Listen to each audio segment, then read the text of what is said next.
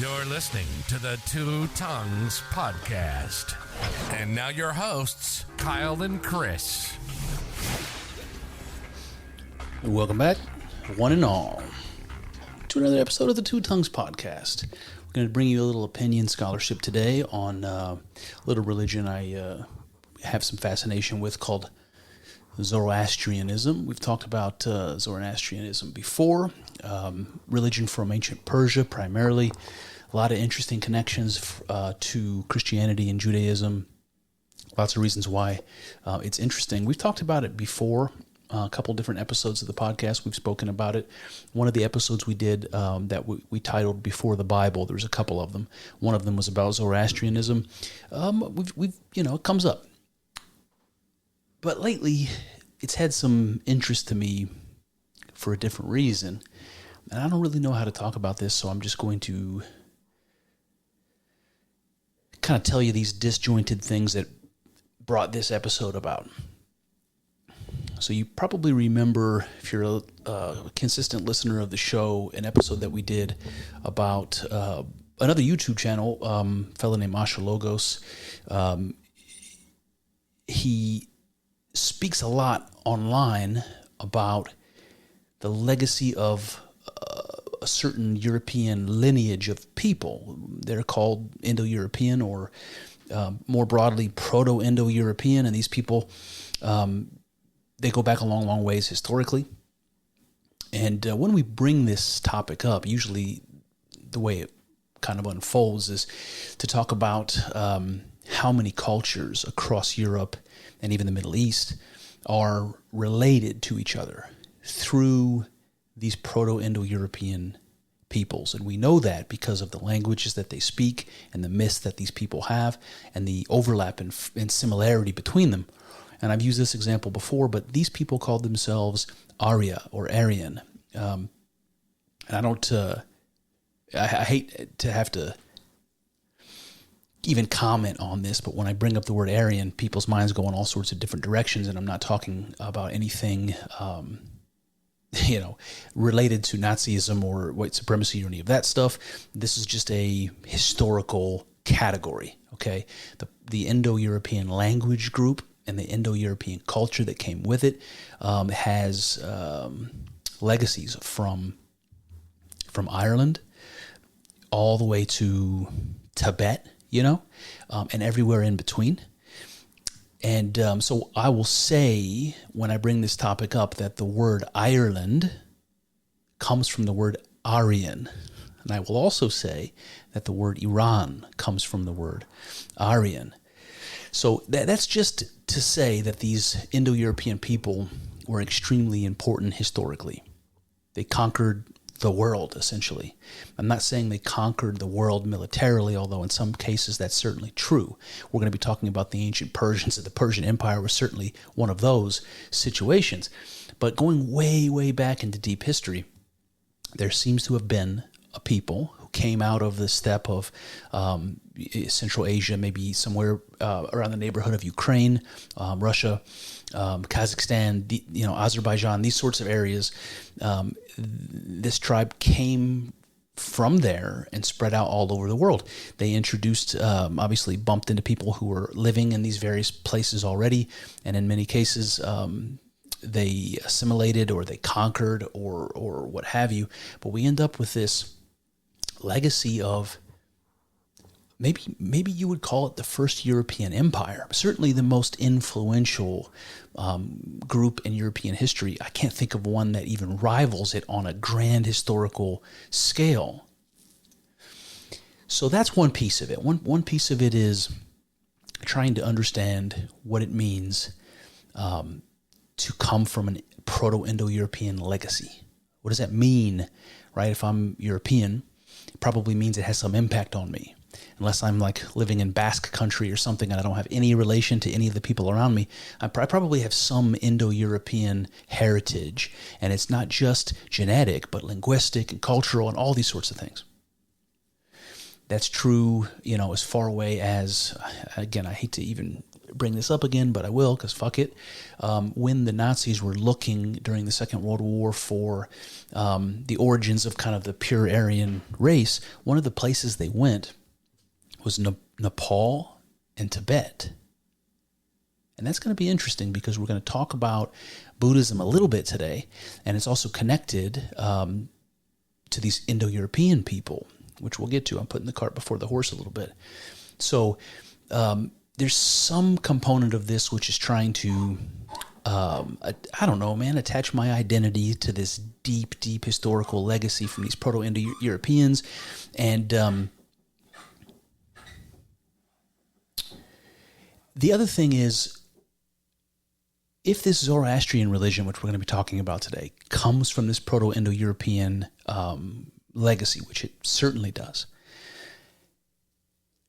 like what kind of overlap do we see in Zoroastrianism with other major world religions, things that we've talked about, ancient religions? In India, for instance, is one of the main places where these Proto-Indo-European people settled, and they used this language, Sanskrit, which is very, very closely related to the Avestan language that the Zoroastrians use. And we're going to talk a bit about some of that today, but also things like the classical Greek world, ideas that trickled from the classical Greek world. Again, these are Indo-European people that trickle into modern Christianity as an example. Like when we talk about Zoroastrianism, we often talk about the influences that Zoroastrianism had historically on Judaism. And I've made the argument really that all of the things that are, I don't know if saying all of the things is too much. Most of the things, anyway, that have any significance in the Jewish religion, at least in the dogma, maybe I'll put it that way.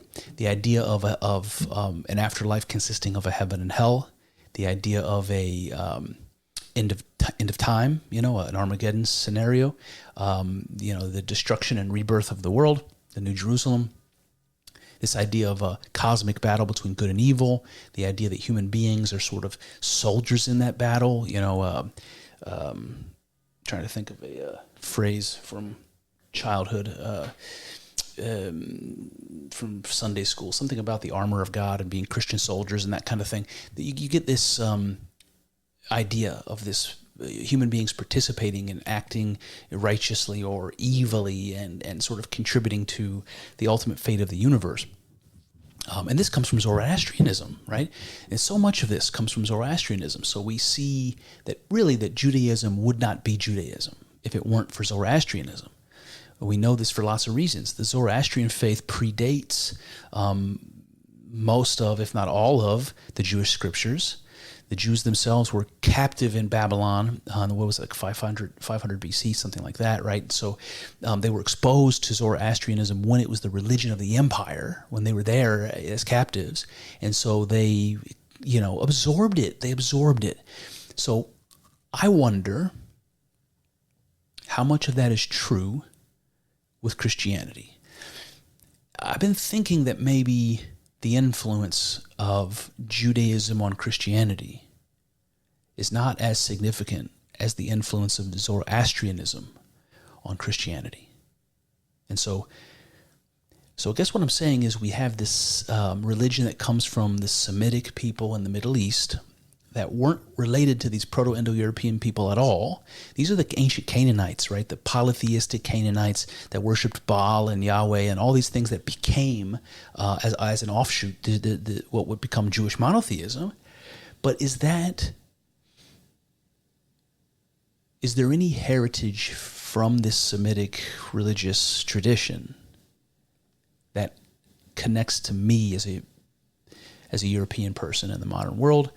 I think you can make the argument, obviously, it's not a tough argument to make that Judaism influenced Christianity. I mean, I don't even want to say more about it, but I think that the deeper truth might be that the things that Judaism adopted from Zoroastrianism that weren't originally Jewish, that those things are the things that became significant to Christianity.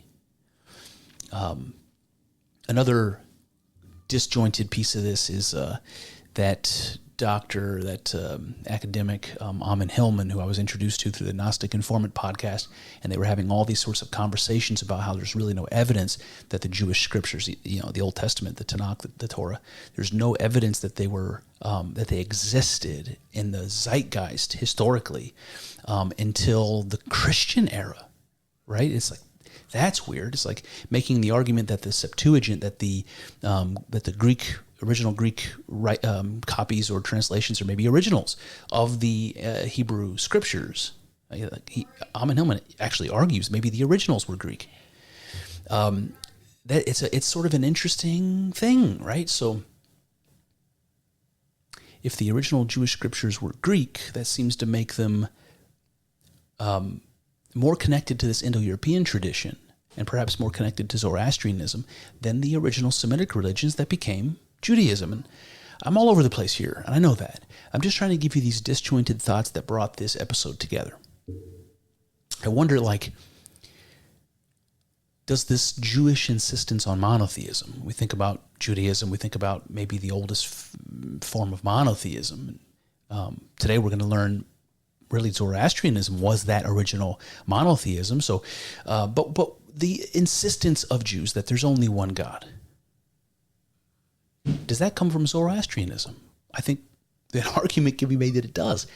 I'm interested in also what Zoroaster, the prophet of this religion, actually taught, because this is something that does not at all seem, it's not at all obvious in almost any religious tradition. If you ask a Christian what Jesus taught, that's not such an easy thing to answer. What the church teaches is one thing. What you learn in Sunday school is one thing. But how much of this did Jesus teach? What did Jesus teach? How many Christians can give you 2 bullet points on that with scriptural references? I'm guessing not very many. It's similar with, Islam as well. What did Muhammad teach versus what does the religion teach? So I really wanted to know what Zoroaster taught. So that's going to be a part of what we're going to get into today. And there's a lot of the kind of big, vast sort of library of holy texts associated with Zoroastrianism. Some are very ancient, like the Avesta and the Gathas that we're going to talk about today. Some are more recent, but the Gathas in particular, and they expanded over the years, but 17 chapters of the Gathas are considered to be the words of Zoroaster, his actual teachings. So we're going to use those today. We're going to talk about the Gathas to see. This would be like pulling out all of the words of Jesus, like they used to do in the, make the red print Bibles, all the words of Jesus, taking them out separately and just studying them apart from the rest of the Bible. That's what I'm doing here. I'm taking the Gathas and I'm removing everything else of the Zoroastrian scriptures. And I'm trying to determine if Zoroastrianism is a monotheism. Do they really believe in one God? And I think that they do. I've argued that before. But we're going to dig into what Zoroaster's words are and see if we can unravel this. I'm also intrigued because the reason why this monotheism question is so important is because Zoroastrianism is understood, kind of on a surface, to be like a stereotypical dualism. Dualism means 2, right? 2 gods. Not 1, but 2. There's a good God and a bad God. And you can make the association to Christianity, and I think it's valid, that we do 2. God and the devil, a good God and a bad God. You can make that argument, and that argument is made in Zoroastrianism. And there's people on the fence, there's people on both sides of this, whether it's dualism, whether there's something like 2 gods, even if it's a polytheism, if Zoroastrianism has more than 2 gods. But there's really a fundamental argument between dualism and monotheism. Which is it? Do they have 1 God? Do they have 2? What's the situation? And the reason I find this emphasis on dualism, and it is absolutely everywhere in Zoroastrianism, the reason I find it so interesting is because these 2 gods, this bifurcated dualism that we're talking about, the world is divided in 2. Those halves are presented as opposites. Now, if you listen to the show, you know where my mind is going here. Zoroastrianism looks at the world and God and all the forces and powers in the world as divided into opposites. Okay, so this is a symbol in religion that we see going back to very ancient times, and we see it kind of permeating through all religion and certainly mysticism, that God is something like the Ouroboros, or it's appropriate to symbolize God as the Ouroboros. The Ouroboros is the image of a serpent swallowing its tail. It's supposed to show an image of something that's born from itself, right? It's self-created. That's the idea of God. But it's also something that's associated with the yin and the yang, right? You can see that serpent swallowing its tail even abstractly in the yin and the yang from ancient China, from Taoism. And it's everywhere. But it's this idea that the opposites themselves aren't separate things, but in fact one thing. And this one thing is something like a divine unity. The symbol of opposites in union is something very important.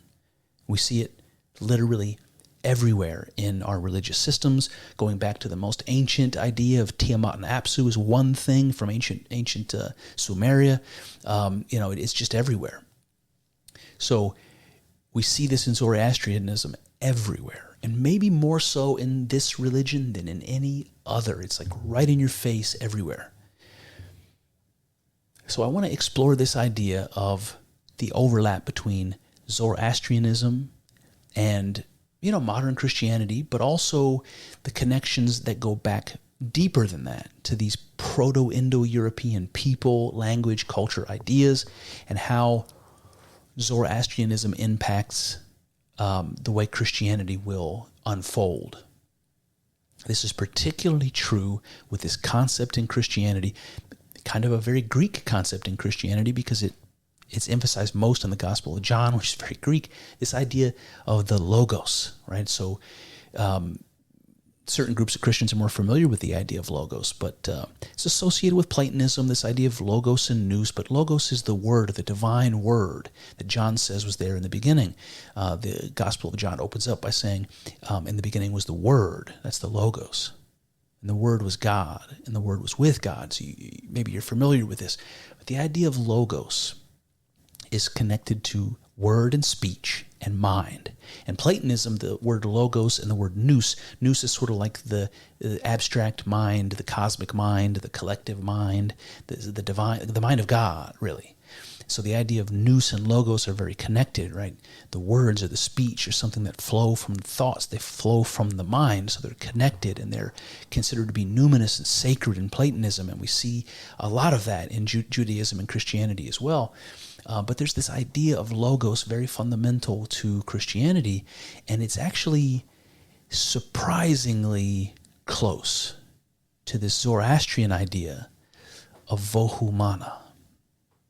Vohu Mana means good mind. It means, but mind in a divine sense, in a cosmic sense.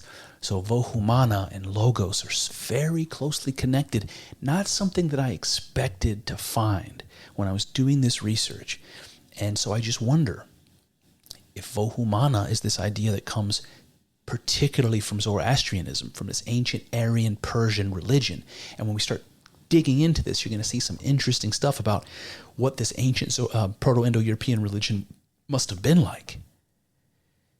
And that Zoroaster, as the prophet, is trying to bring it back, like it's gone astray, and he's trying to bring it back to this original purity.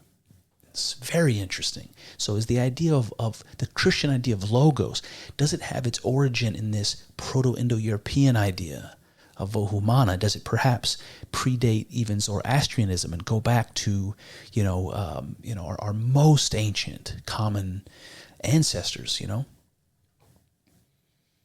right, so I'm going to use 3 sources today. So if you want to check any of this out, there's a book called The Teachings of Zoroaster by a guy named Dr. Kapadia, S.A. Kapadia, Indian fella. His first name is Shaperji, so Kapadia is the last name. This was an important academic. So he, in 1905, was involved with translating into English the sacred books of the East. This is a very famous collection of holy books from India and even further east in the Middle East, and bringing those translations to the European world for the first time in English. Okay, so Dr. Kapadia was one of these people. He was a medical doctor. He was a lecturer at the University College London. Again, very instrumental in translating some of these ancient Zoroastrian books into English. The next person that we're going to use is gentleman, another professor, philosophy professor from City College, New York. His name is, boy, I'm going to mispronounce it, but I'll do my best. Keksarov Irani. Last name Irani. You can probably imagine he's from Iran. That makes him a Persian. He was a Zoroastrian himself. So not only was he a professor of philosophy, so well versed in all of this stuff, but also himself a Zoroastrian. So I was able to find something that he wrote. It's just an introduction to a translation of the Gathas. Okay, so these are the two people we're going to use, Kapadia and Dr. Irani, but we're also going to use the Gathas themselves.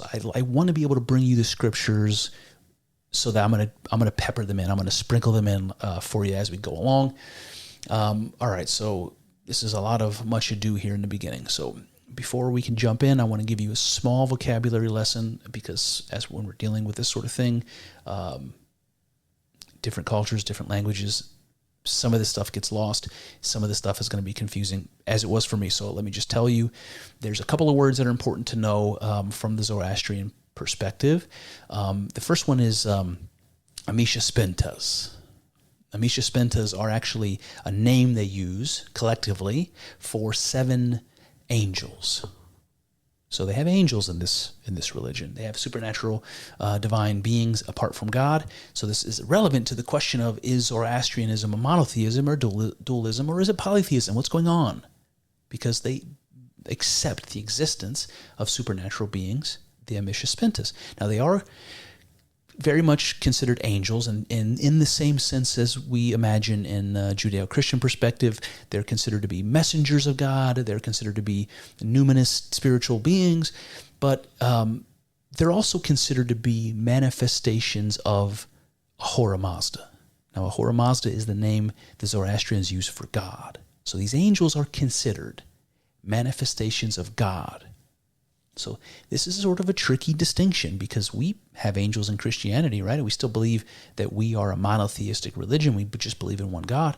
But we have these other supernatural beings around, right? So as Christians, we kind of get around that by saying angels are created beings just like we are. It doesn't make God any less God, that these other supernatural beings exist. The Zoroastrians go a step further than that. They say these aren't exactly created beings. They kind of are and they aren't. They are manifestations of God's qualities, right? So if God is something that is all-knowing, right? All-knowing, that's a quality of God. Imagine taking that quality out of God and turning it into a being all by itself. This is something like how the Zoroastrians imagine angels to be. They are like intermediary between us and God, which is a common way of understanding angels, and their intermediariness is not so much that they exist in a spirit place somewhere between heaven and earth or something. It's not really understood like that. It is the intermediariness of these angels are. It's like we couldn't experience the fullness of God. It's like if we see phrases from the Bible all the time where people are having encounters with God or the angels of God, and they put their face down on the ground. They can't even look at it. They can't even stand the glory and the brightness of it, right? So it's like there's some reason why we can't see God in its fullness. It's just too much. So maybe you just take little pieces of God, right? He's no longer an infinite thing that you're experiencing. It's some little piece, some little shadow of it, right? Now that is an intermediary phase. It's not the fullness of God. It's some piece of God, but it still allows you a direct connection to the divine. It's just not the fullness of it. This is what I understand the Ameshaspintas to be.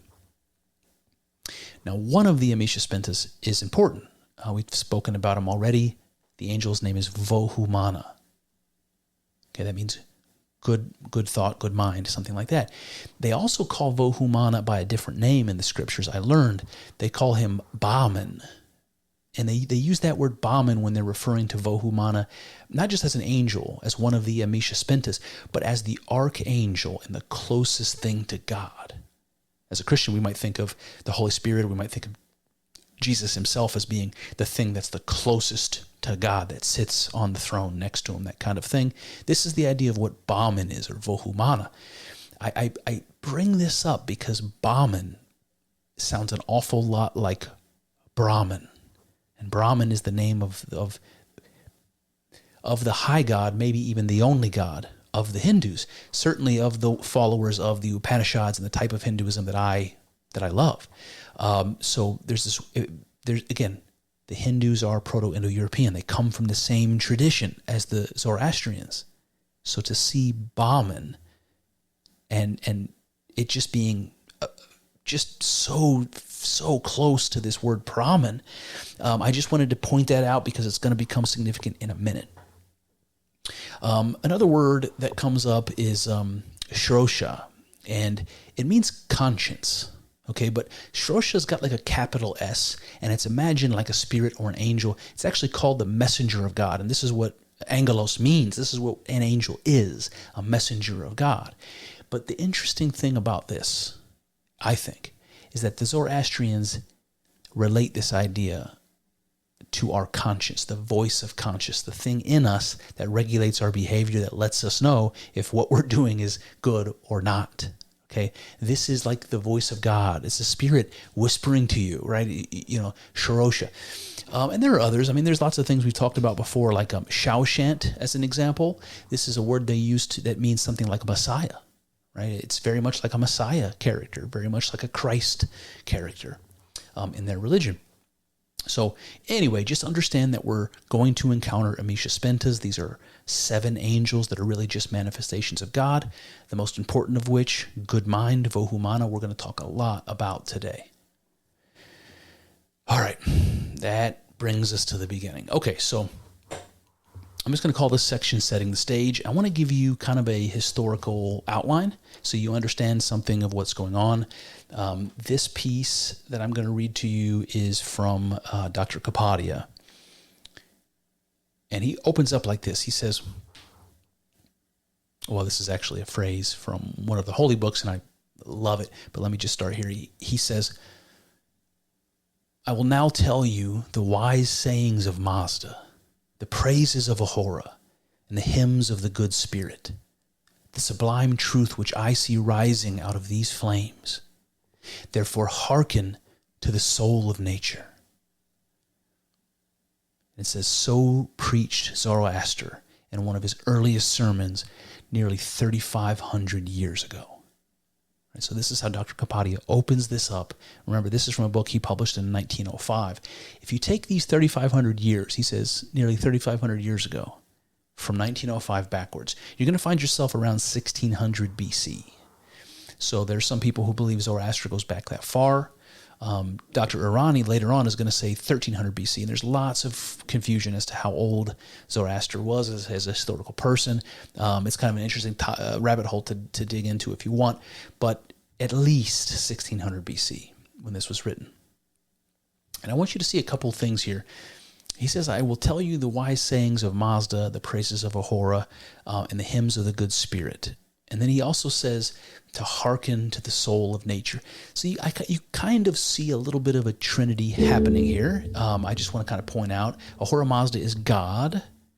The good spirit is a reference to Spintamanu, and there's Spintamanu is the good spirit. It's in contrast to Angramanu, the evil spirit, and this is one of the this is the key dualism that we're really going to be talking about today.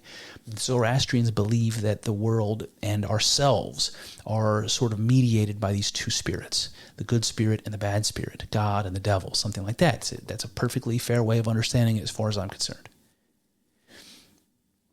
So you've got Ahura Mazda God, you've got this good spirit, and you also have the soul of nature. He also says something about the truth that he sees rising out of the flames. So you also have flames as a symbol, and this is the symbol of Zoroastrianism. This symbol of God in Zoroastrianism is fire. They don't believe that God is fire, but they do believe, like a lot of ancient people did, that when you sacrifice things and you burn them on the fire, the smoke takes that sacrifice up to God. So the flames were important to connect earth to heaven, or our sacrifices to the divine. But you also have the image of this. Well, it's sort of an image of energy, right? Fire is sort of a visualization of energy, and energy is fundamental to the universe. So that's kind of numinous and spiritual. You also have something that's constantly transforming and changing, the flickering flames. And so God is also seen as something that's eternal and constantly transforming.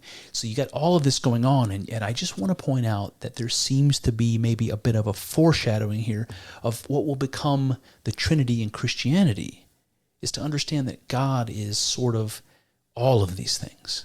God the Father, Ahura Mazda, the good spirit, you might call that the Holy Spirit from Christianity, and then the flame itself, which is the material embodiment of God, or symbol of God, something that's God-made material. And that's not a dissimilar description of how Christians talk about Jesus, the God made flesh, right? And then the soul of nature. This is, again, something very similar to what you might think of as the Holy Spirit, the soul of nature, that which is in nature, that is the cause of life and consciousness and action and all of the things that we call existence. So this is all spelled out for us here by Dr. Kapadia. And then he just gives us this great historical overview. So I'll just read it to you. He says, this ancient prophet of Bactria. If you don't know where Bactria is, it's in modern day Afghanistan, Uzbekistan, this area. Again, not far from Iran, not far from the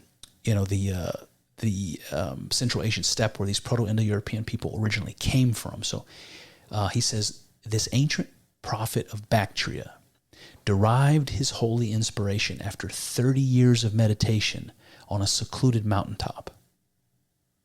Fortified in communion with Ahura Mazda, Spitama Zarathustra, so this is another name for Zoroaster, the prophet Zarathustra, proceeded to the city of Balkha, the capital of the king of Iran, Kavavishtaspa, and appeared before the court.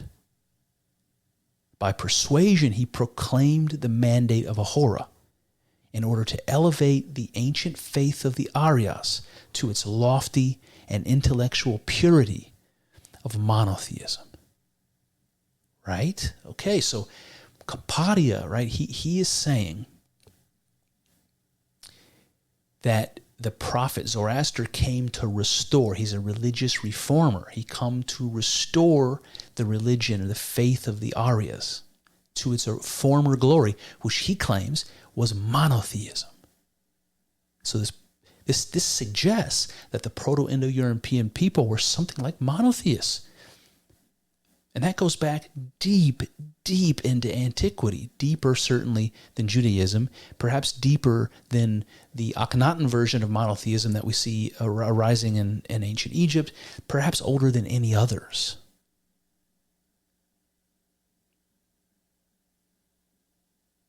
So in the beginning of this, when he says that the prophet meditated for years, secluded on a mountaintop before he had this revelation, I just want to point out that this is a common image for prophets. We see something similar with Muhammad, out in the mountains praying for extended periods of time and having this revelation, or the Buddha out meditating under the Bodhi tree for an extended period of time for years, and then having this revelation. So this is sort of thing that unfolds for Zoroaster.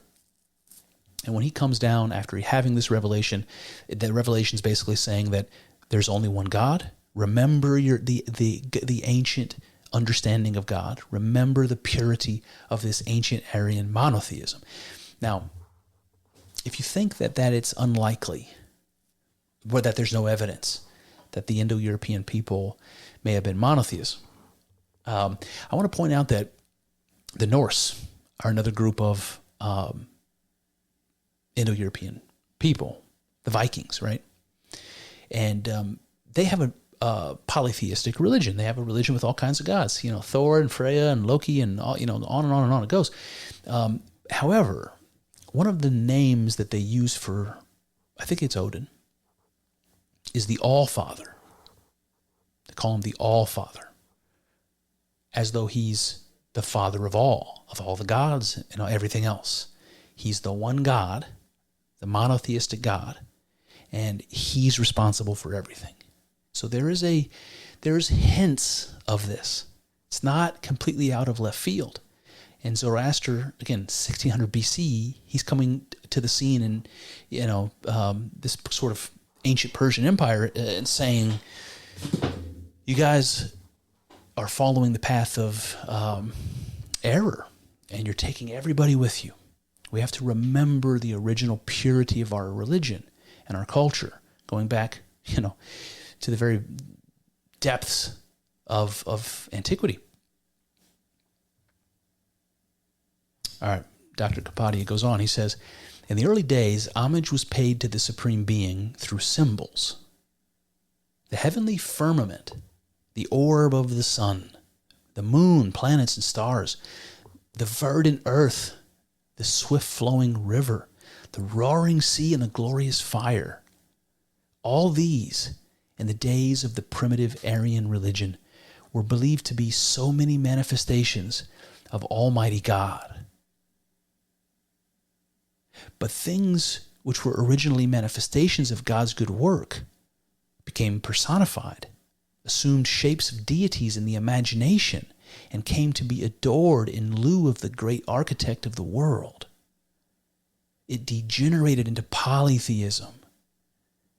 This was the great evil, the crime of ignoring the Creator for the created, which our prophet Zarathustra labored to remedy and to restore the then ancient faith to its pristine purity of Ahura worship.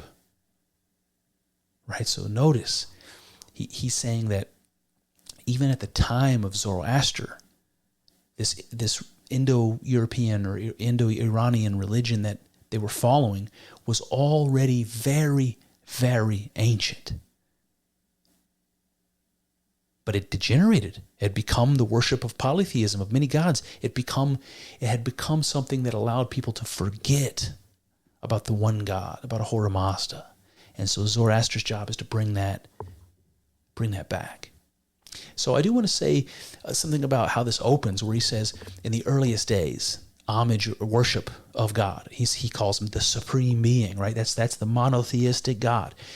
That homage was paid to him through symbols. And those symbols are the heavens, the earth, the sun, the moon, the planets, nature, the river, the sea, fire.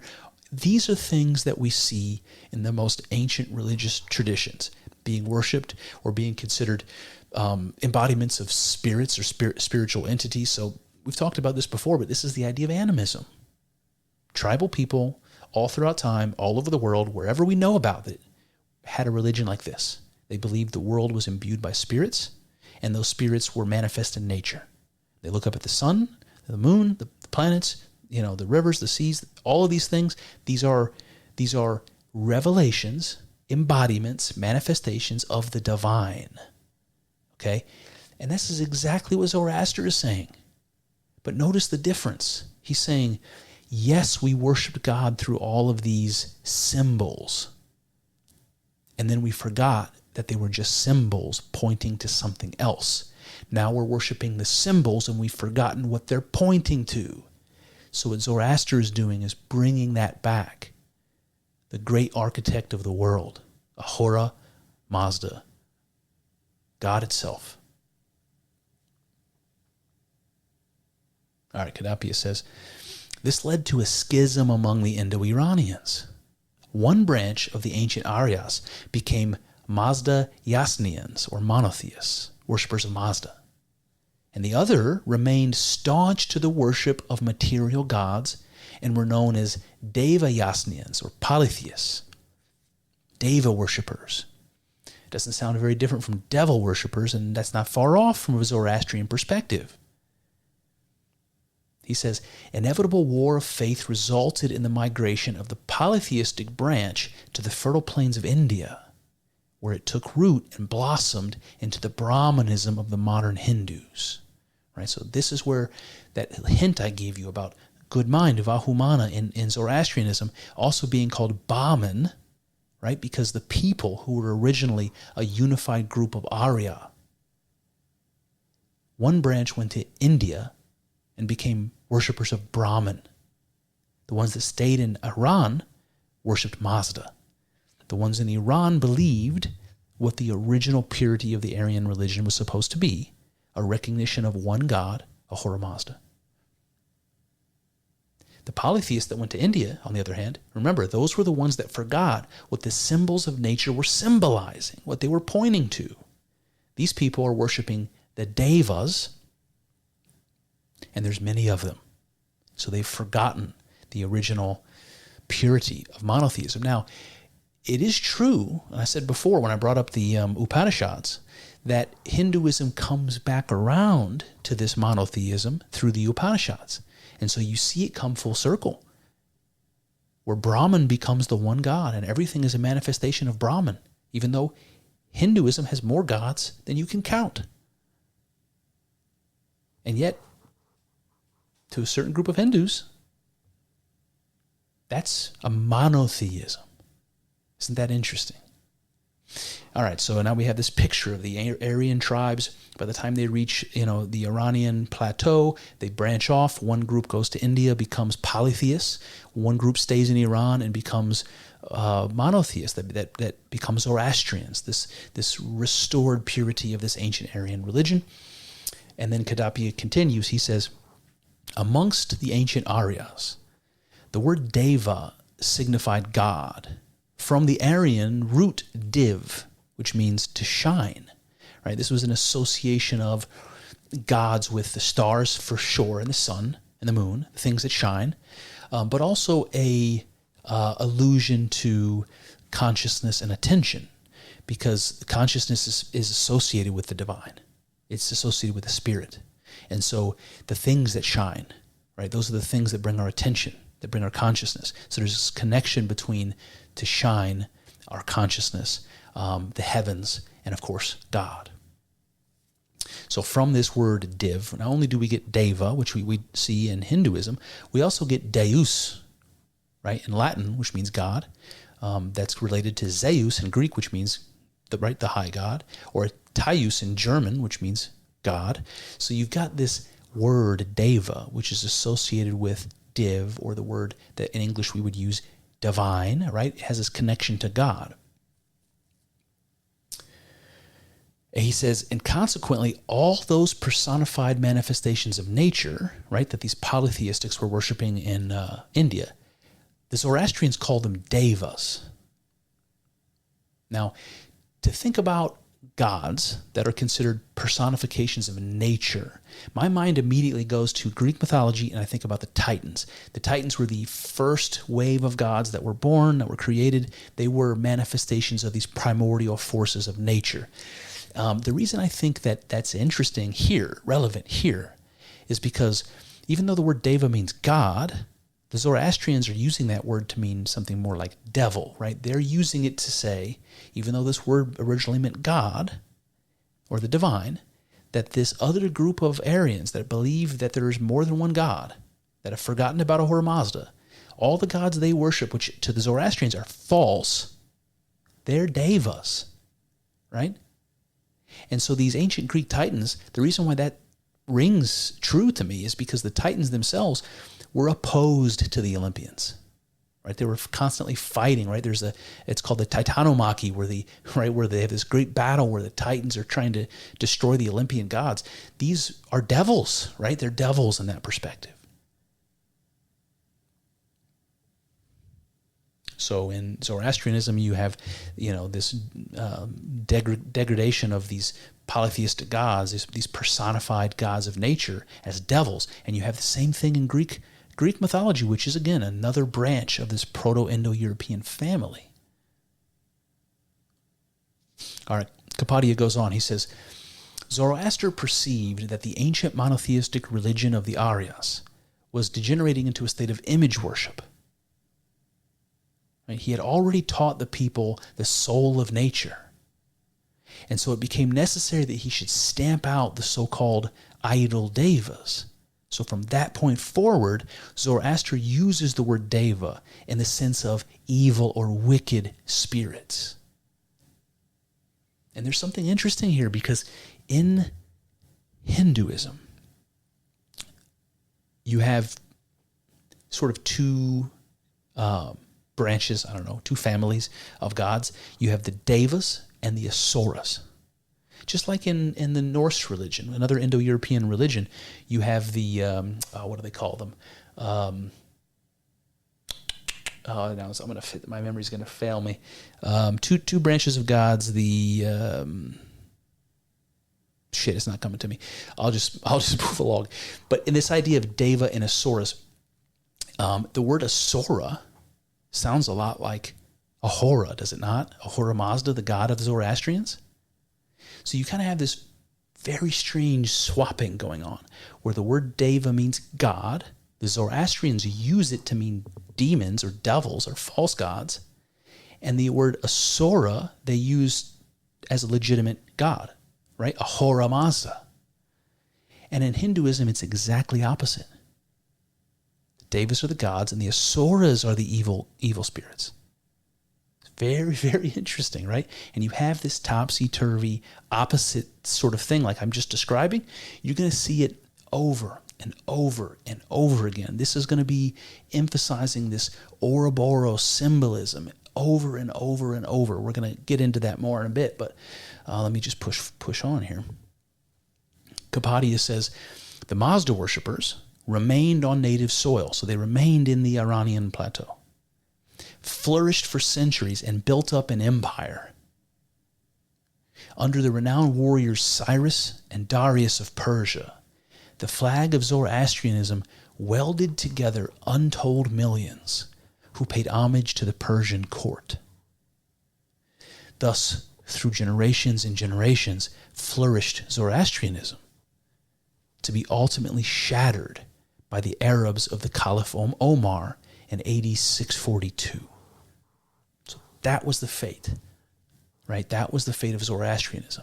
It rose from obscurity as a reform religion, became the religion of the Iranian, plateau, of all the tribes there, was unified under the Persian Empire. It became the religion of the empire and was spread all over the world. This is why it has an impact in Judaism.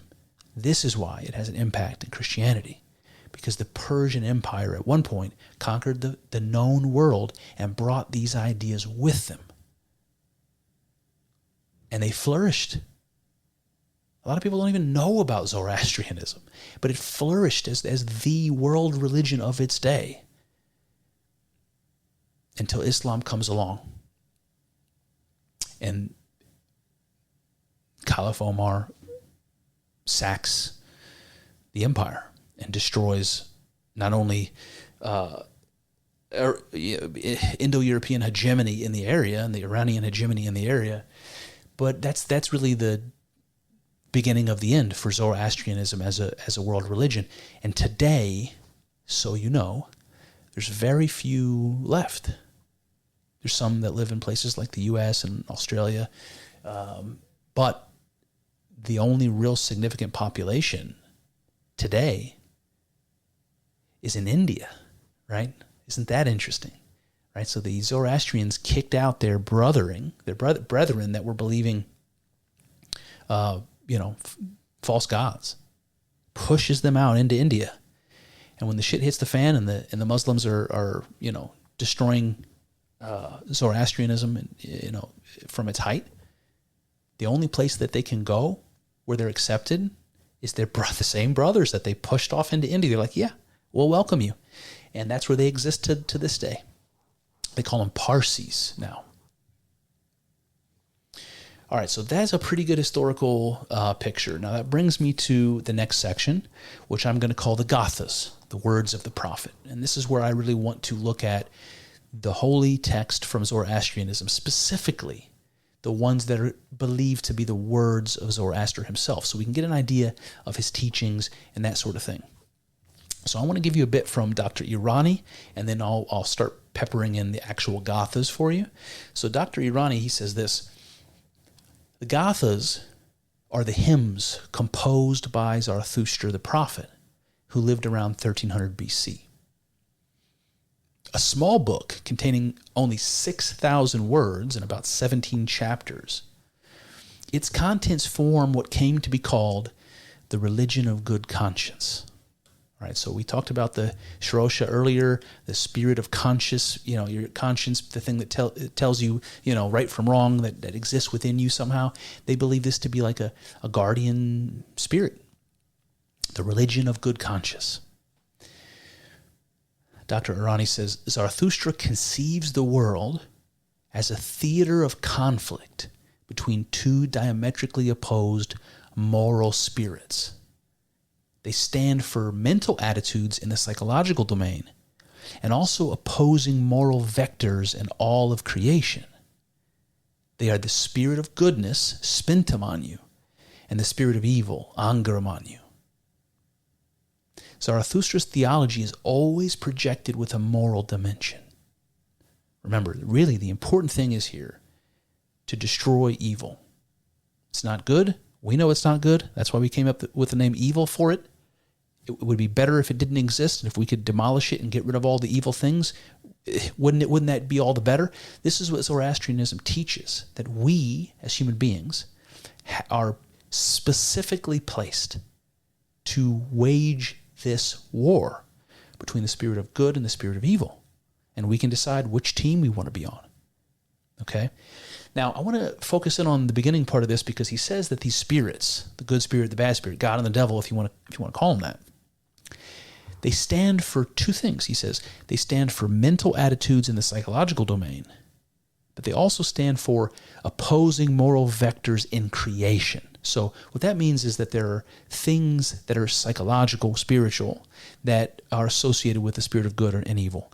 But there are also things in the material world, in creation, created things, that are considered to be on the side of good or evil. And he gives this example where later he's talking about the evil spirit, Angramanyu, and he's trying to give you an example of not just the mental things. And you can easily think about the deadly sins or something, sloth and lust and things like that you can see lead to a bad end, jealousy and all that kind of stuff. But what about things in the world? What about material things that are on the side of the devil? All right, he gives some examples. He says winter months, freezing water in earth, a poisonous wasp, evil thoughts, doubt or unbelief in the Creator, indolence and poverty, idol worship, plague, sorcery, fevers, falsehoods, darkness, noxious smells, and wickedness. Now, you may think that's cute, you may think that's funny or naive, but I want to paint this picture for you differently. Imagine what it would feel like if every time you smelled something bad, you walk by a garbage can, you don't see it behind the fence, but you smell it, and you're like, fuck, unexpected, just gross smell. Like that, to a Zoroastrian person, is an actual blow, an actual attack on you by the devil. It's telling you, look, it's forcing you to recognize there are good smells and there are bad smells. And you know there are bad smells because you just walked into one. And what the devil is doing there is harming you by making you smell that smell, right? Harming you. But it's also forcing you to acknowledge that there is a better state for smells. Fresh baked bread or something. They're better smells. And you as a human being now know you have a role to play. You could clean up that garbage that smells so that nobody else has to smell it. Nobody else has to get that jab from the devil. And you can also bake bread instead and put those sweet smells into the air. Like you have the ability even to do something so small like that on earth to make it better.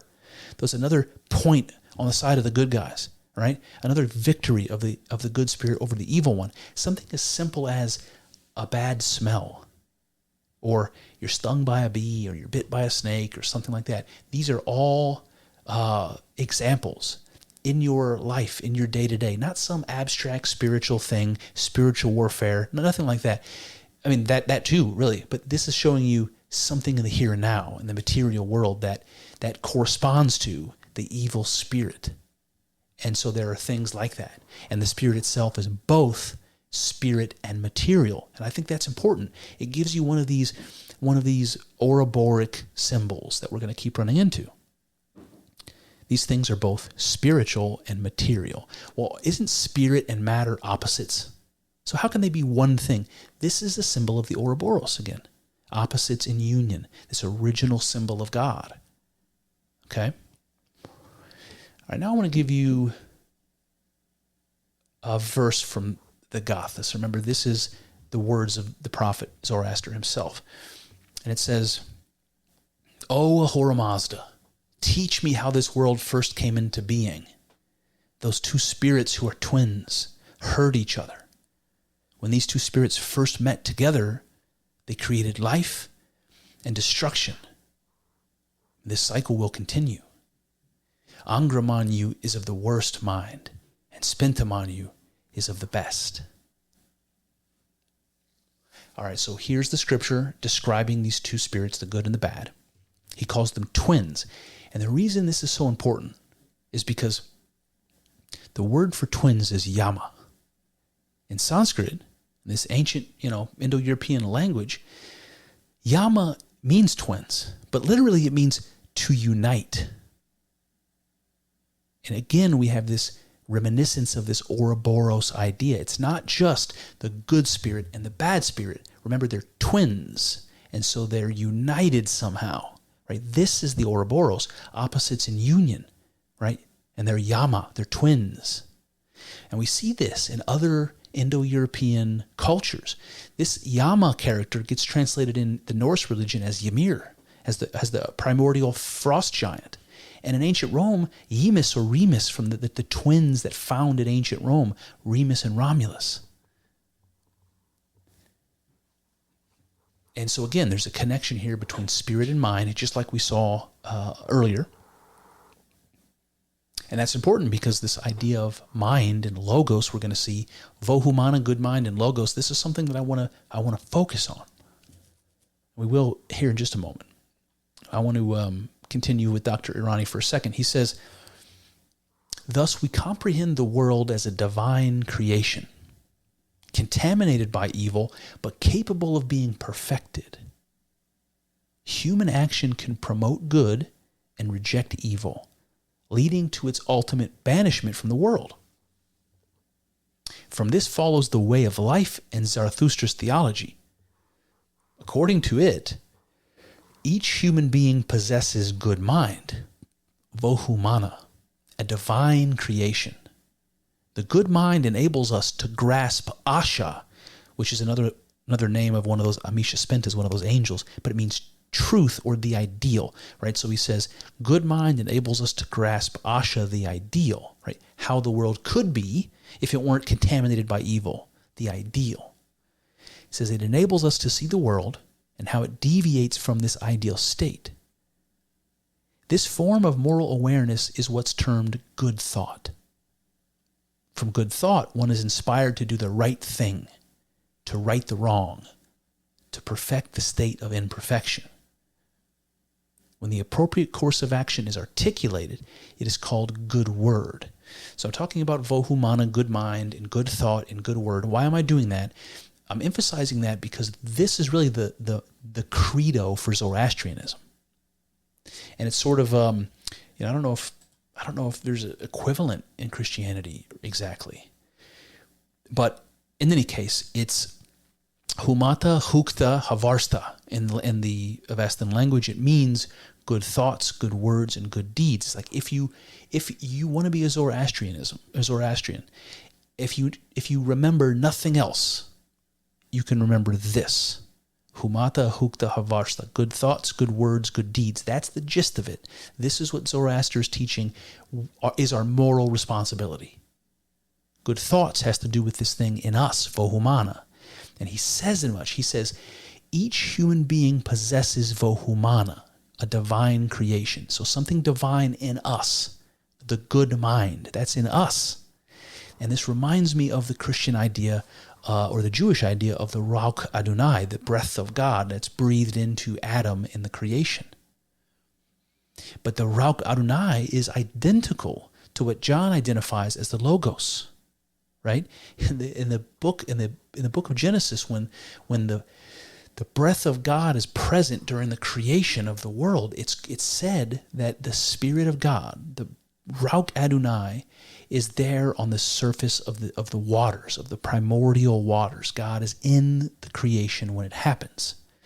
And then the Gospel of John says, in the beginning was the Word, right? So that Spirit, which was on the surface of the waters during the creation, is what John is calling the Logos.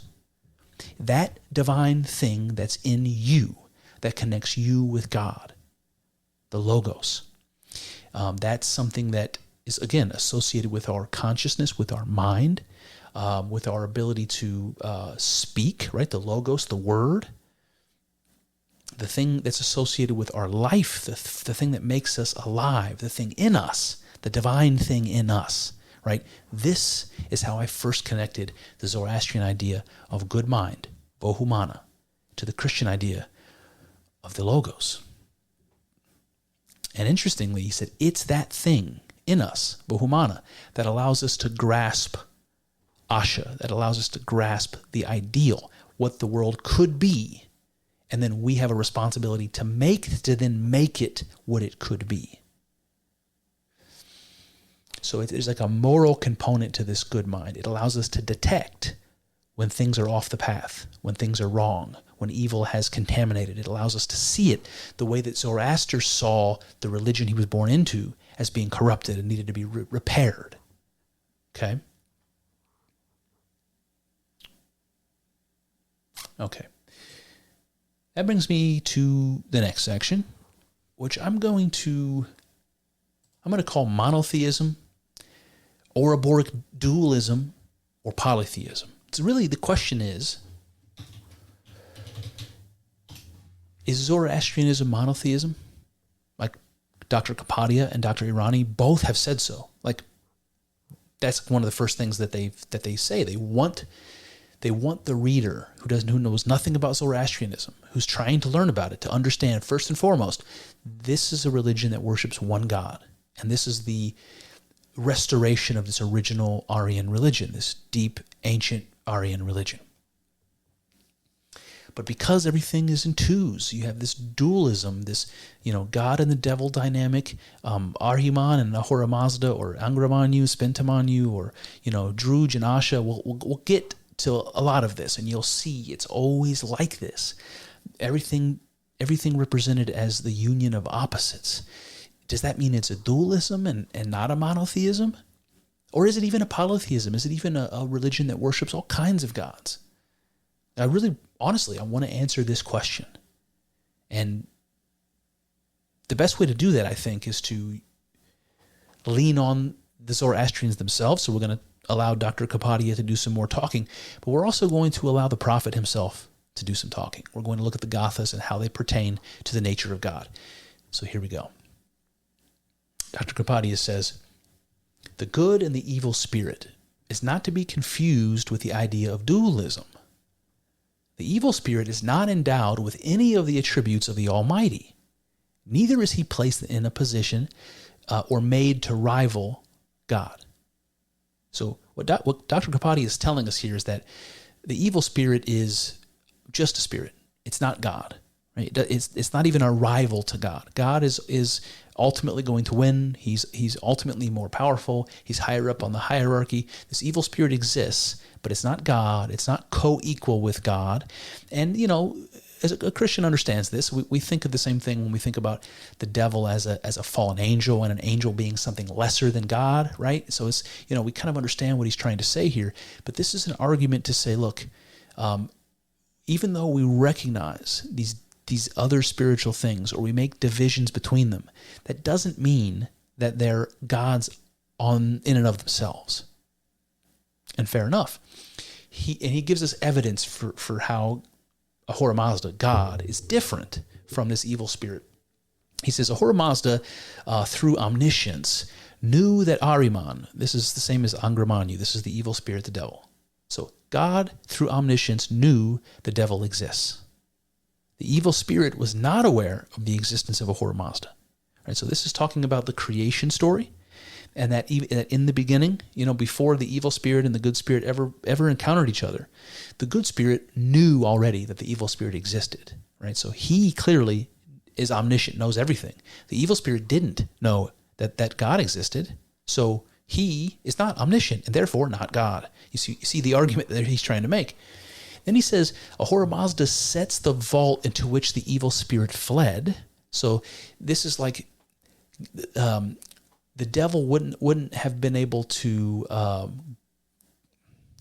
I don't know. I kind of have to tell you the creation story to make this make sense. But the idea is that when the world was formed, the devil immediately goes into the world to try to contaminate it, all the good things that God created. And when the devil then tried to escape and go back, to heaven or whatever, Ahura Mazda basically locked him in, closed the vault, and locked the devil in the world. And this is important to Zoroastrianism because it makes evil hostage in a hostile world, right? All of the human beings are little soldiers of God that exist to chip away at this almighty, evil spirit. And because the devil can't flee, can't leave, it's a locked in prison with us, baby, and we're just here to shiv that motherfucker. So this is the idea here. This is the sort of picture that the Zoroastrians paint. And he's saying, look, God was able to lock the devil in the world. That clearly shows that he's greater than the devil, that God is on a whole other level than the devil. The devil is not an evil God in contrast to the good God. There's not a dualism here. This is the argument Kapadi is trying to make. Then he says something kind of more interesting to me. Less logical, more interesting. He said, the revelation of Zoroastrianism, right? The revelation, the message that Zoroaster received from God, that he's using to reform the religion. He says the revelation is the explanation of both spirits together. Right? Now you have this unifying Ouroboros very clearly illustrated for you. You have, the good spirit and the bad spirit together. The truth, the revelation, is that they're not separate things. They're one thing, right? Remember, they're twins, yama meaning to unite. And then there's some other supporting evidence, like you remember when we opened up that very first phrase from Kapadia, from the scripture, he says, hearken to the soul of nature. So you have this idea of the soul of nature, just like you have this soul in your body that, from a religious perspective, causes you to be alive and conscious and interact in the world. There's something like that that's in your body, making you alive for the whole cosmos. The soul of nature. What makes everything alive, the spirit that fills everything. Okay, he calls this the soul of nature. God is the soul of nature. And then later he says, there existed in the state of nature the evil spirit, Angramanyu. Right, so in the soul of nature, you have the evil spirit as well as the good spirit. And this, my friends, is exactly the image of the Ouroboros. Opposites in union. Right? How can they be the same thing? This is that mystical paradox that mystics wrestle with everywhere, all throughout time. All right, Kapadia says, the religion of Zoroaster is purely monotheistic, based on the notion of God of all the universe. Right? This isn't a God among others. This isn't a high God at the top of a hierarchy. This is the God of all the universe. This is monotheism. He's very adamant about this. He says, as he's describing God, he says, he to whom no form is attributed stands alone. He is one who dwells in boundless space, clothed in nature. Man, I love that phrase. So we're talking about the soul of nature. Like God is that thing that possesses the body, if that body is the cosmos, something like that, the soul of nature. And here Kapadia is describing God as the one clothed in nature. So I want you to see that when mystics talk about God, they're always talking about the unity, the oneness, the monad, that kind of thing. That word one, especially when it's capitalized, man, you know that comes from a mystical experience. And that's what you see here. God has no form, stands alone. He is one, clothed in nature. Now imagine this. Imagine all of nature. Some of the components of nature are alive, and we have no problem seeing it as such. Plants and animals and all sorts of other things. Perhaps all of matter is alive, and it's just not obvious to us. That's a possibility. But imagine that all the things we call nature, stars and planets, and the dynamics of light and water, and all of the things that we consider nature, and all of the creatures that we consider alive, right? Everything that's in them that makes them alive or makes them real, whatever that is, the soul that's in them is the same soul, right? The one soul of nature. It's a slight little tweak, but it's like thinking about the soul in me being responsible for why my body is alive and animated, but imagining that every creature that's alive and animated is animated by the same soul. That which is alive in me is that which is alive in you. It's God, and there's only one, the soul of nature. God is clothed in nature. It's like nature is what God looks like on the outside. Something like that. Now I want to read to you how the Avesta describes God. So this is not the Gathas, but this is the larger Zoroastrian scripture. And it says this: I am the creator and the maintainer. I am the discerner, he who has shaped everything, the light and source of light, the wisdom and intellect. All right, so you have some kind of interesting things here. In Hinduism, as an example, Brahma is considered to be a kind of a trinity made up of three gods, Brahma, Vishnu, Shiva. And Brahma, Vishnu, Shiva are considered creator, preserver, destroyer. And so here you have God described as creator, maintainer, and discerner. And I just want to point out that it reminds me of this Brahmanistic idea of God as creator, preserver, right, maintainer, and destroyer. It says he has shaped everything. He is the light and source of light, the wisdom and intellect. So you see again the connection between God and mind, or logos, because he's talking about God as the wisdom and intellect. But I think the most interesting piece is God as light and the source of light. Okay, so we know, there's all sorts of significance to light in religion. We've talked about that ad nauseum. Let there be light, and the Gnostics who said we are those who come from the light. And then there's the speed of light, which is like the cosmic speed limit, and there's all kinds of cosmic significance to light. But in the Avesta, it describes God as the light and the source of light.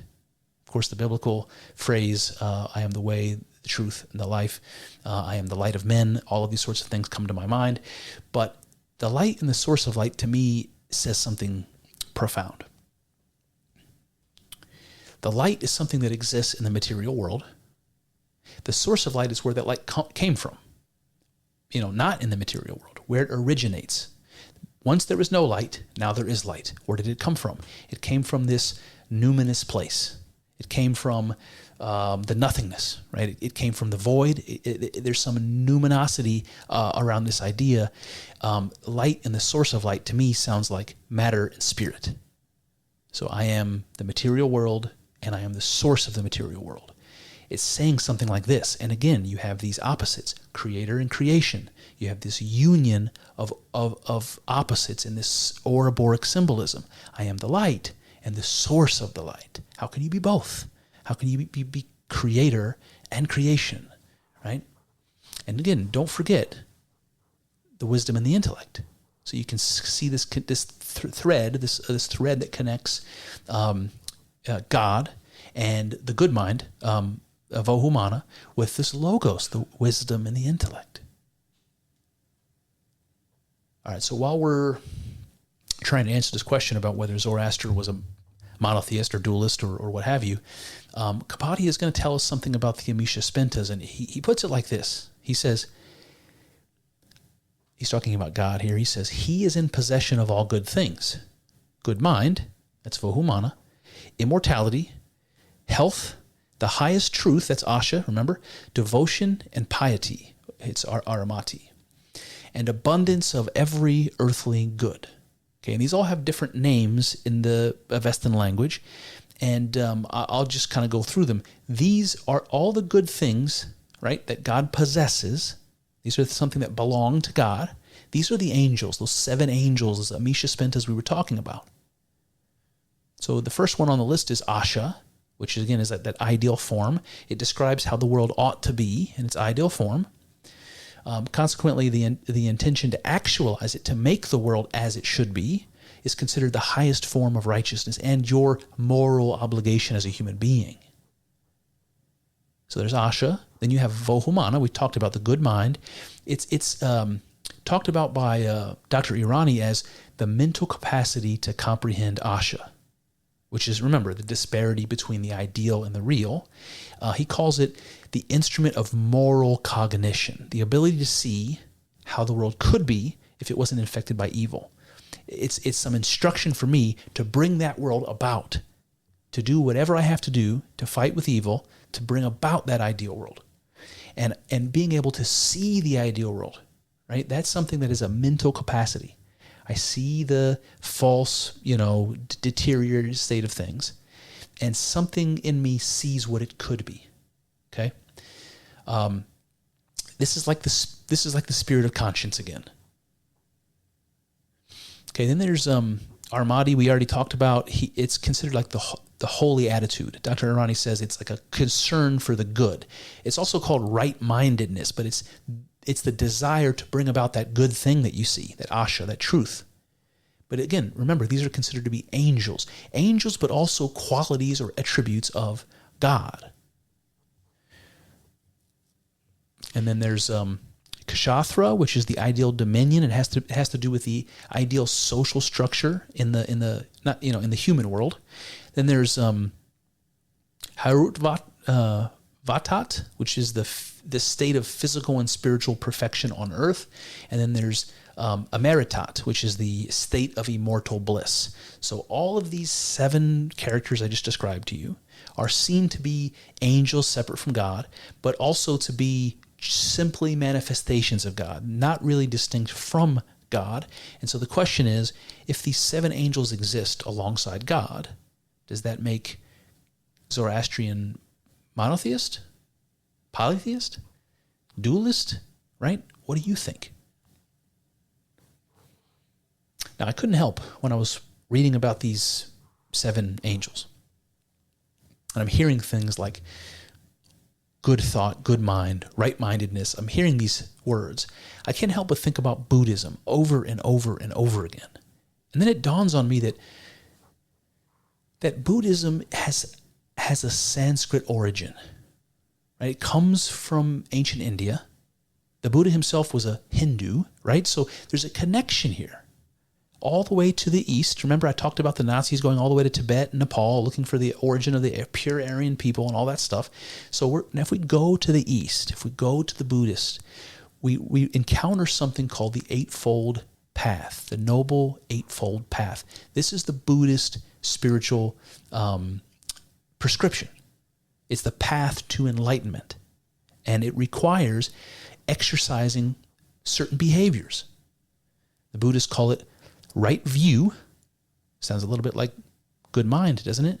Right view, right speech. Remember, the Zoroastrians talk about good thoughts, good words, right speech, and then right-mindedness. And that is exactly the name of one of the angels in Zoroastrianism, Aramati, right-mindedness. And all of this is done in Buddhism to attain nirvana, which is a state of immortal bliss. Another one of these angels, Amaritat, is immortal, a state of immortal bliss. Isn't that interesting?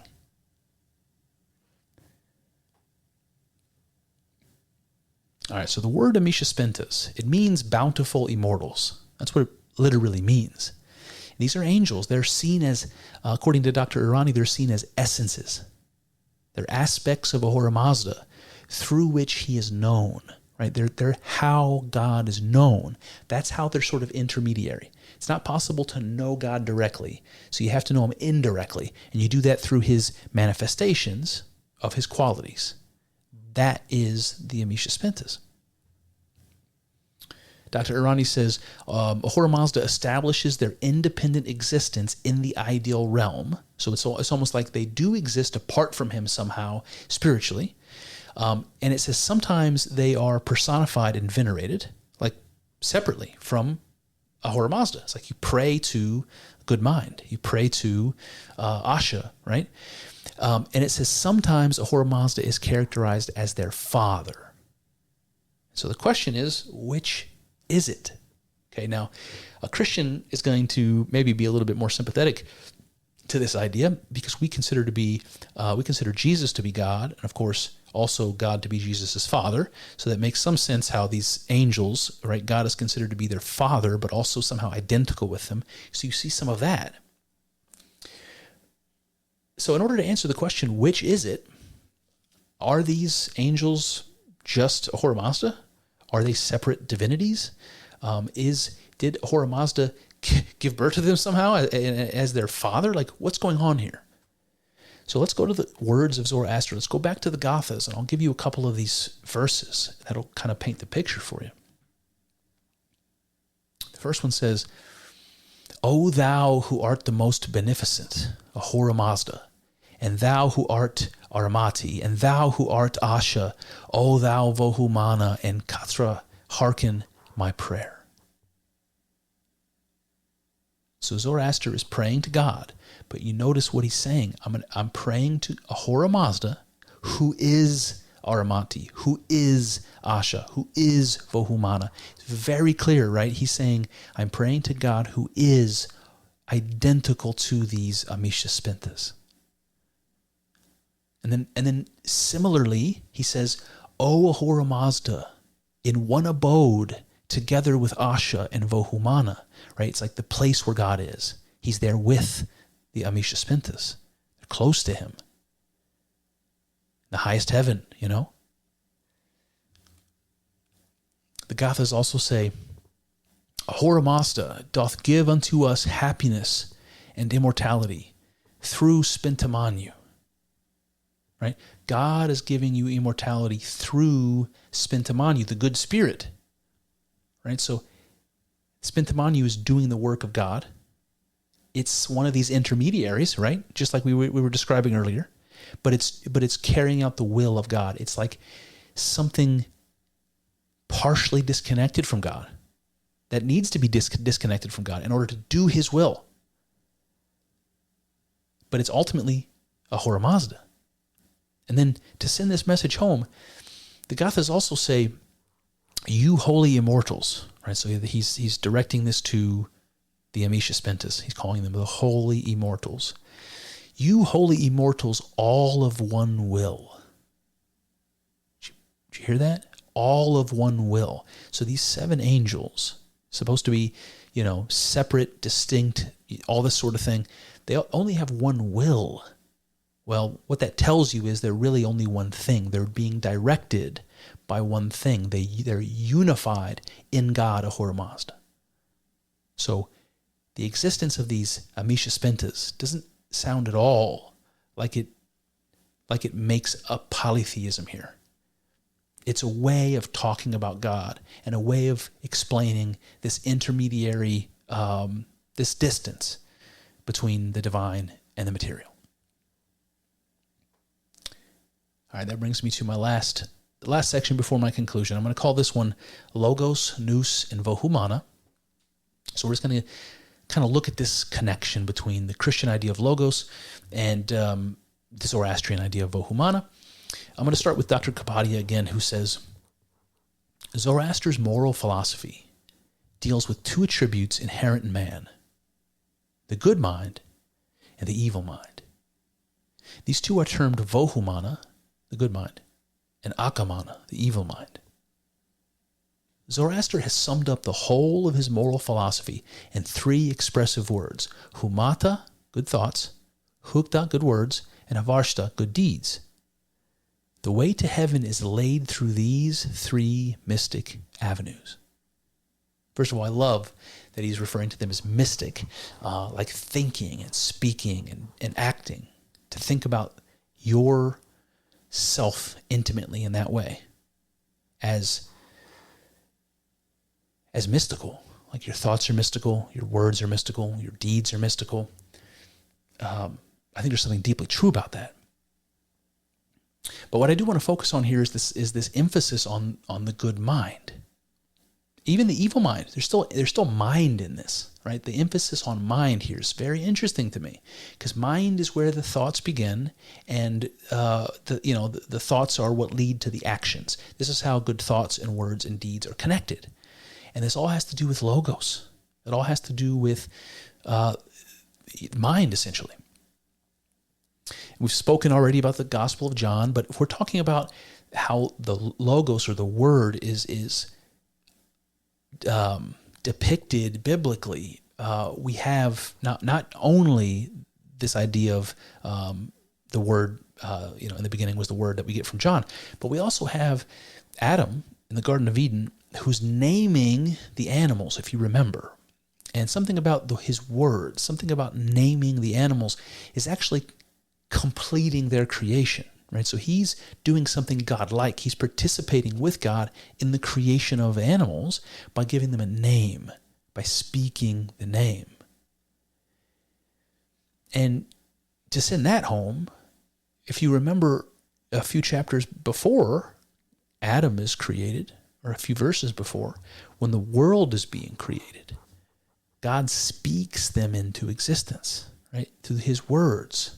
Let there be light. And God saw that it was good. See what I mean? God spoke being into existence. So you see this emphasis on mind, both in Christianity, but also in Zoroastrianism. So let's go back to the Gathas here, and I just want to frame our minds this way as we're reading these verses. Let's think about this Christian idea of logos. And let me just read some of these verses. Zoroaster says, "O omniscient Lord, I would reach near thee through the good mind." Right? I can reach near, I can get closer to God through Vohu Mana, through the good mind. Something about mind that connects me to God. I would reach near thee through the good mind. He says, I shall lead my soul to heaven through the good mind. He says, thou, he's talking about God, right? Thou come through the good mind and grant us long life. God comes through the good mind. That's where the connection is between you and God, through the mind. Remember, the soul of nature, that's one soul, that's one mind. And it's also associated with life. Grant us life through the good mind. Then he says, all creatures are nourished on account of Vohu Mana, the good mind, right?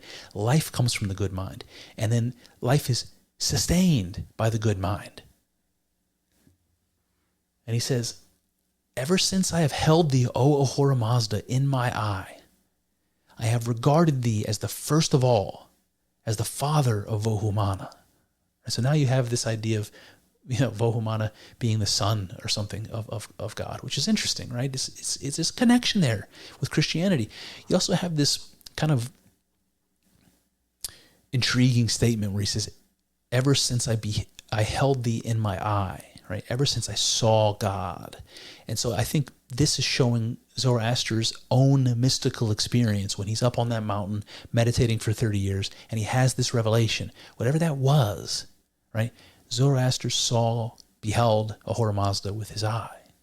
And ever since then, he says, I knew you were the first of all. I knew you were the first thing. You were the source of all. And that includes the good mind. He says, I recognize thee, O Ahura Mazda, when thy messenger, Shrausha, Yatsa, that's the spirit of conscience we were talking about earlier, came near me through Vohu Mana. So even that sense of conscience of right and wrong that we feel in our heart, even that comes from Vohu Mana. And he says, I recognized thee, O Ahura Mazda. Like I recognize God when I felt my conscience, right? That's the connection. And it's through the mind. A couple more. He says, who Ahura Mazda is the first great thinker, who himself is the creator of the entire world. Right? So the first great thinker, when he says that, it's almost like he's making an equivalency between thinking and causation, which is interesting. It's something that came up in our discussions of psychology of panpsychism when we were going through Dr. Sherstead Hughes' work. I mean, it's very interesting to me. But the great first thinker is a way of talking about the creator, right? So you have the mind, the great first thinker. That mind is what is shared between all of creation. That's what creates that connection that can bring us close to God, that can give us this mystical experience and all of that. So again, God is the first great thinker is just another way of looking at the importance of mind here. Then he says, O Ahura Mazda, when thou first this make all living things, and laws for them with thy power of thought. Right? God made all things and the laws of physics in the universe with his mind. Right? That's nous, that's logos, with the power of his mind. And there's all kinds of connections. I mean, people like Alfred North Whitehead, the philosopher, talked about the mind of God. We talked about the Omaha Indians in an episode where their creation story talks about, in the beginning, all things were in the mind of God. This is a very prevalent idea, this idea of a dissociated, cosmic, fundamental, universal mind. And it's always connected to this ontological question about where things come from. And creation and all this sort of stuff. It's a religious idea. And then lastly, the Gathas say, the creator Ahura Mazda gets merged through good mind with them, and for their happiness, Ahura Mazda points out the right path to them. So what is this saying here? Listen to this. Ahura Mazda gets merged through the good mind with them. Who's them? Well, we are them, the created things. God is merged with us through Vohu Mana. That is the connection between creator and creation. It has to do with the mind. The soul of nature being one mind and one soul, incarnating the world. It's amazing. And that brings me to my conclusion. All right, so the Gathas condemn image worship, considering created things or nature to be merely the image of God, but not the divine itself, which is the only thing worthy of worship. The phrase missing the forest for the trees comes to mind. And this may seem a tough pill to swallow when the faithful recognize a host of divinities, the Amishaspentas, alongside God. But the distinction they make is a familiar one. Like the notion of angels and demons in Christian monotheism, Zoroastrianism conceives the Amishaspentas as manifestations of the qualities of God. And one could argue that this makes them images, right, as they're not in themselves identical to God. It makes me think of this Orthodox idea of God's essence and energies. These are the energies of God, something like that. But in Yasna 34 of the Gathas, Zoroaster clarifies, he says, quote, I recognized thee, O Ahura Mazda, when I saw thee in the creation of the world. Now, while Zoroaster is equating creation, nature, in some way with God, a careful read reveals how he is not a Deva worshiper. Zoroaster looks upon creation and sees in it the Creator. He directs his worship to thee, right? To God, not to creation. And this echoes Dr. Kapadia, who said, it's a crime in Zoroastrianism to ignore the Creator for the created. And that Zoroaster's mission was to, quote, restore the ancient faith to its pristine purity of Ahura worship and monotheism. Now, this split among the ancient Arya, which divided those who worship nature, the Deva worshippers, from those who strictly worship the architect of nature, the Mazda worshippers, is fitting and perhaps unavoidable. I mean, of all the faiths I've studied, ancient and modern, I cannot say any epitomize this Ouroboros symbolism better than Zoroastrianism. It's chock full of it, brimming over with it. Everywhere you look, you see the image of opposites in union. Every created thing, every force, every manifestation exists in bifurcated unity. We can't just have the good spirit. We must have the good spirit with the bad one. We can't just have truth, Asha. We must have Asha with Druj, falsehood. We can't just have the angel of good thought, Vohu Mana. We must have him with Akamana, evil thought. So surely we could not hope to have Zoroastrian monotheism, Mazda worship, without its polytheistic counterpart, without its dark side. Speaking of the Ouroboros brings me back to Dr. Irani, who said that the revelation of Zoroaster is the, quote, explanation of both spirits together. The revelation is the knowledge that what appears to be opposites are in some fundamental way a unity.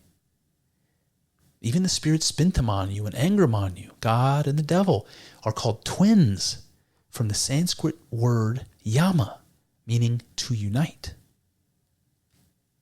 If opposites are truly a unity, then we have to ask, how can God be the devil? What unifies them? How can Asha be Druj? How can Vohu Mana be Akamana? What unifies them? What about another set of opposites significant to this discussion? What about creator and creation? What unifies them? And this, my friends, is where my mind goes back to Logos. From the biblical perspective, it is the Logos, the Holy Spirit, God itself, which hovered over the surface of the deep in the beginning, and which breathed into the form of Adam life and being. This was the very same Logos which spoke creation into being, starting with "let there be light." That is the thing which unifies God to his creation and to you and I.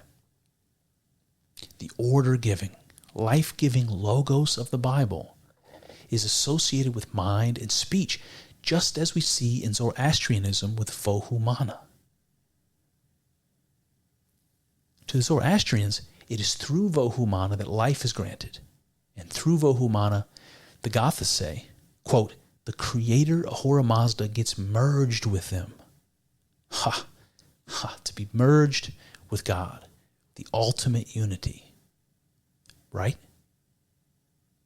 It seems this ultimate unity, this revelation of both spirits together, is what God wants most for man.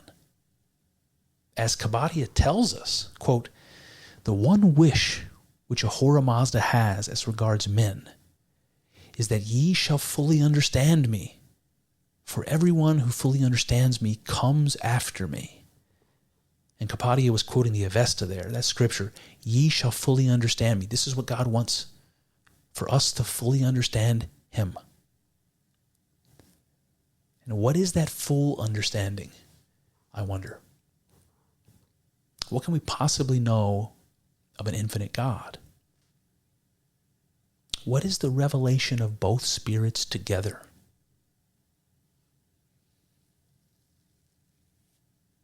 I think perhaps the Greeks were right when they said we first must know ourselves. And the Hermetics too, when they proclaimed, as above, so below. Well, there you have it. That's one avenue explored, but infinitely more still to go. I hope you enjoyed thinking along with us. I know. It's not easy work. Thinking. It's hard and full of uncertainties, but I'm grateful for the company as we trek through this together. Here's to hoping that the juice is worth the squeeze. See what I did there? Let's find out together in the next episode.